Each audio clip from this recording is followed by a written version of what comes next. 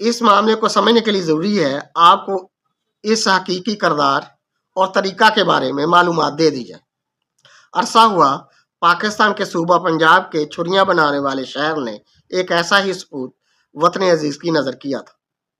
اس کا نام تھا سید صبت الحسن شاہ، جو ایک سکول ٹیچر تھا۔ ملازمت چھوڑنے کے بعد وہ لوگوں سے سرمایہ کاری کے نام پر رقم وصول کرتا، مقررہ مدت پر وہ رقم ڈبل کر کے سرمایہ کار کو عین وعدے کے مطابق اصل زر سے دگنی رقم ادا کر دیتا۔ اس کا اعتبار قائم ہو گیا۔ وہ سرمایہ کاری کی مدت بڑھاتا گیا اور سرمایہ کاری کے نام پر اپنے اثاثے بناتا رہا۔